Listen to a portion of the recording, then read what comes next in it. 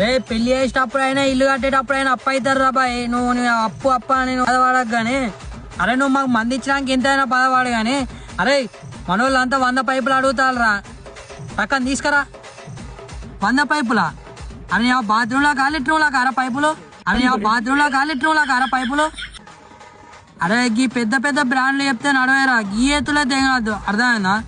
అరే నువ్వైతే 100 పైపులు తెచ్చుకోరా, నాకైతే చాయ్ పత్త ఎత్తాను, నేను తాగుతా.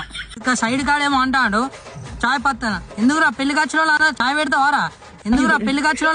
పెడతావారా, లేకపోతే నీ అవ్వ నాకు పెళ్ళి దెంగెత్తి ఇంటికి నీ అవ్వ నాకు మందులేక వచ్చినారా, గుద్దాల మంది స్పాన్సర్లు ఉన్నారా బాయ్. నాకు అది అంతా స్పాన్సర్స్ కాదురా, మంది మీద బతుకుడు అంటారా, మందిని ముంచుడు అంటారా. అరే ఇవన్నీ కాదురా, అరే లాస్ట్ బాలయ్య బాబు నాన్న లేకపోతే బన్నాన్న తీసుకురామని చెప్పరా.